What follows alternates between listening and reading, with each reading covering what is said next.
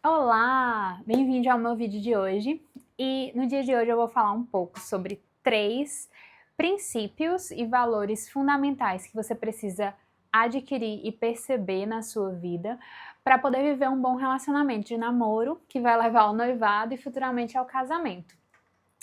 Semana passada foi meu aniversário de 1 ano de casamento e eu falei um pouco de como foi a construção, como foi a vivência desse nosso caminho de namoro, noivado, até chegar ao nosso casamento, ou seja, eu falei a nossa história. E no fim do vídeo teve alguns pontos que eu coloquei que nos ajudaram a que chegássemos ao casamento e que depois de 1 ano de casamento a gente vivesse da melhor forma possível, né? Claro que construindo tudo e que nada é perfeito, mas vocês entenderam. E esse vídeo falando mais da nossa história, eu vou deixar num card aqui em cima, tá bom? Para vocês saberem da nossa história em específico. E saberem de onde eu tirei esses 3 pontos que foram muito importantes da gente conversar antes mesmo da gente poder começar o nosso relacionamento. Eu sei que hoje em dia é cada vez mais difícil você, antes de começar um relacionamento, conversar sobre essas questões, porque primeiro, tá cada vez mais difícil de começar relacionamentos em si, né? Existe muito essa questão de ficar antes de namorar, existe muito a questão de não saber se o namoro é sério ou se não é, ainda quando se está namorando, se não saber se aquela pessoa que tá comigo tá realmente só comigo ou não, porque existe já toda essa questão. A revolução sexual fez com que a gente ficasse cada vez mais insegura com relação a isso, e as traições acabaram acontecendo de forma cada vez mais tranquila, né, digamos, porque existem diversas realidades não monogâmicas que são aceitáveis pela sociedade de hoje, assim, na verdade estão querendo que sejam aceitas, né, pela sociedade de hoje.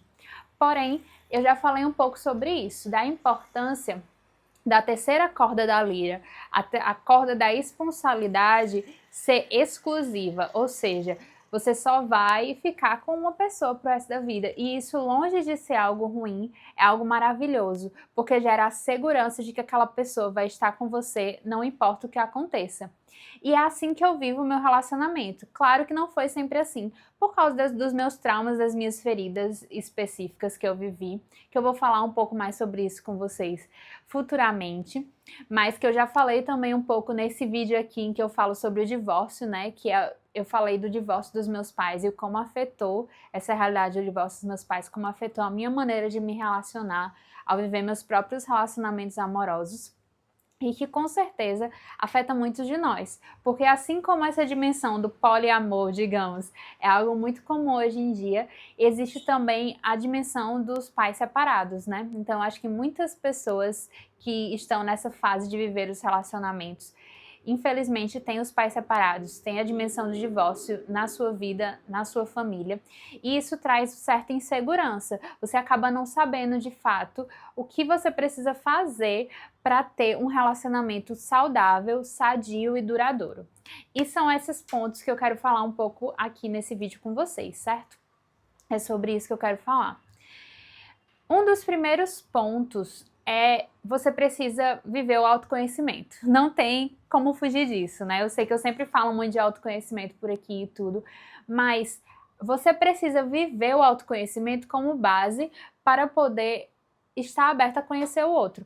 Como é que você vai se abrir para um relacionamento com outra pessoa se o seu relacionamento consigo mesma ainda não está de certa forma estável? Claro que a gente nunca vai ter uma estabilidade completa, claro que a gente nunca vai se conhecer completamente, mas a gente precisa ter pelo menos começado esse caminho de autoconhecimento, de perceber o que é importante para você, o que você gosta, o que você não gosta, o que você quer para sua vida, para o seu futuro, porque como é que você pretende viver um relacionamento a dois se nem você sabe o que você quer, entendeu?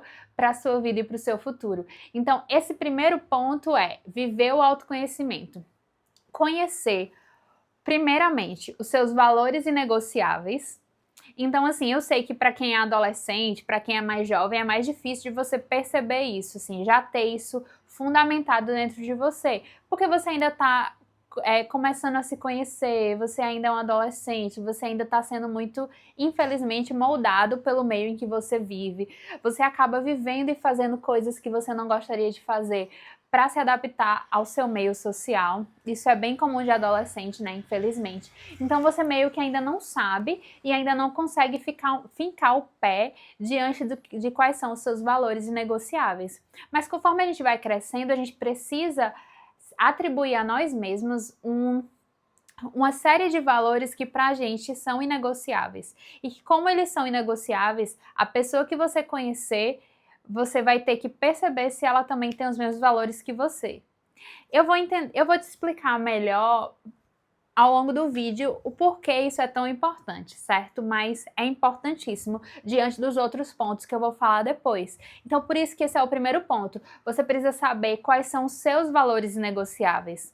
Porque aí você vai ter uma base do que você está procurando neste mundo em que existem tantos homens, em que existem tantas mulheres, se você for homem, tantas pessoas que você pode ter um relacionamento e saber se aquela pessoa, não é que aquela pessoa encaixa, não é que aquela pessoa, claro que precisa existir toda aquela questão da espontaneidade, precisa existir a atração. Isso aqui não é um jogo racional de matemática, entendeu? O amor não é assim. Você tem que estar disposto a amar a pessoa, não importa o que aconteça. Só que é importante ter meio que essa triagem prévia para que você saiba o que você está procurando. Porque não adianta chegar uma pessoa e vir falar com você, por exemplo, dar em cima de você, e você aceitá-la sem nem saber como ela é, o que ela pensa sobre coisas que são importantes para você.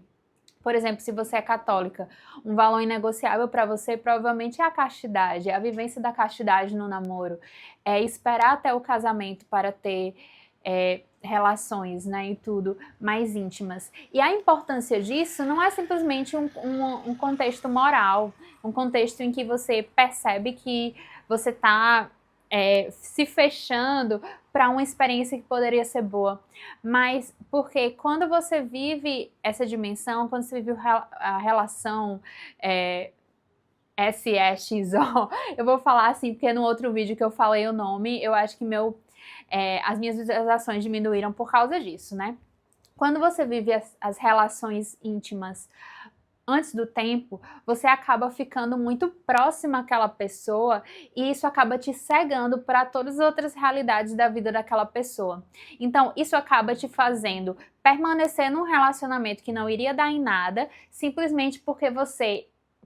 Quando a gente se dá no nosso corpo, não é só o nosso corpo que vai, a nossa alma e o nosso espírito vão junto, é tudo junto, nós somos um só, né? Não é só o corpo é uma coisa e a alma é outra. Então, quando você se dá para alguém, você se dá inteiramente para essa pessoa. E essa pessoa fica com um pedaço de você. E você sente como se você tivesse mais atrelado àquela pessoa do que realmente está no momento da vivência do namoro. Então, assim, o namoro é exatamente um tempo para você decidir, discernir se você quer ficar com aquela pessoa pro resto da vida. Mas se vocês vivem a relação antes, acaba sendo mais difícil decidir isso, acaba sendo mais difícil se desvincular dessa pessoa, caso você perceba que não é a pessoa com quem você vai casar, porque você já tem uma relação muito íntima com ela. É por causa disso também que se vive a castidade, não é só por causa de uma realidade moral, não é só porque minha religião não permite, mas porque você percebe que o namoro em si é algo passageiro, é algo transitório. O namoro foi feito para acabar, ou acabar em casamento, ou acabar mesmo porque você percebe que não é essa pessoa com quem você vai casar. E tudo bem, entendeu? Acontece. O namoro é para isso. Mas se você vive uma realidade mais íntima dentro de algo que foi feito para acabar, pode ser que você acabe não acabando por causa desse vínculo que você criou através da vivência da relação, entende? Então, é por isso que você precisa perceber quais são os seus valores negociáveis. Eu não tô aqui para te dizer como viver a sua vida, eu tô te falando quais são as coisas o que é que isso gera, né? De maneira científica, biológica, o que isso gera dentro do ser humano, que quando vive essa dimensão, esse ato, assim, né? Então, assim, primeiro, descubra quais são os seus valores inegociáveis, né? Baseados na religião, baseado na sua vivência da vida, baseado nas realidades, nas bases. Você precisa ter bases que você construiu, que foi construída através da tradição da sua família, da tradição da igreja que você participa. Precisa ter algo em que fincar os pés e que vão ser esses seus valores inegociáveis. Porque quando você conhecer alguém, você vai tentar perceber se essa pessoa tem os mesmos valores que os seus. Isso é importantíssimo no médio e longo prazo. O segundo ponto que eu queria falar é com relação à dimensão financeira. Eu sei que é um tópico muito... Eu tô falando só de tópico polêmico nesse vídeo, na verdade, né? A dimensão dos valores negociáveis, aí eu dei o exemplo da castidade, que é bem polêmico. Agora eu vou falar sobre a dimensão financeira. Uma das maiores causas de divórcio no Brasil é por realidade financeira, é por causa de dinheiro. E como é que a gente pode fazer para evitar que o nosso futuro casamento com alguém não acabe por causa disso? Conversando sobre isso antes de nos casar. Como eu disse, o namoro é um tempo em que você vai conhecer a pessoa, você vai conhecer quem ela é, você vai conhecer os valores dessa pessoa e você vai conhecer o que a pessoa quer para o seu futuro. Através dos valores negociáveis e através da conversa sobre dinheiro, você pode conhecer isso com relação à vida de uma pessoa. Então, como nós vamos administrar o nosso dinheiro? Quanto eu ganho? Quanto você ganha? Nós vamos administrar tudo junto? Quem vai pagar a conta de luz, de água? Quem vai pagar a conta de o aluguel? Quem vai pagar a feira do mês? A gente vai juntar o dinheiro inteiro e aí a gente vai pagando as coisas ou cada um vai pagar uma coisa diferente? É muito importante ter essa conversa. Ainda que no namoro vocês ainda não tenham contas em conjunto, é mais quando você vai sair e aí ele paga um almoço, um lanche, um jantar para você. Então, assim, vocês se dão presentes, né? Vocês pagam o presente um do outro, compram um presente um para o outro, mas vocês não têm ainda contas em conjunto. Mas é importante conversar sobre isso ainda no namoro e mais intensamente ainda no noivado, né? Porque o tempo de noivado é exatamente essa preparação como vai ser no casamento, em que vocês vão fazer tomar cada vez mais decisões juntos. Vocês vão tomar decisões não só com relação à festa do casamento, mas com relação a onde nós vamos morar, quanto deve ser o nosso aluguel, como é que vai ser a nossa realidade de feira, qual geladeira a gente vai comprar, qual máquina de lavar a gente vai comprar. Todas essas decisões que parecem bem pequenas podem gerar muita discordância se você tem uma dimensão de vivência de vida financeira diferente do seu cônjuge, do seu futuro cônjuge. Então é muito importante vocês saberem que vocês estão na mesma página com relação à administração financeira. A gente vai gastar tudo que a gente ganha ou a gente vai investir por causa do nosso futuro, por causa dos futuros filhos? Como é que a gente vai utilizar como vai ser o nosso planejamento orçamentário mensal? É muito importante, é imprescindível para exatamente você prevenir, é melhor prevenir do que remediar, né? Prevenir possíveis discussões por causa de dinheiro. Porque você compra uma coisa que você queria comprar e aí você fica com medo de falar para o seu marido que você comprou uma coisa muito cara. E porque aquele dinheiro, provavelmente ele não pensava que você deveria ter comprado aquilo.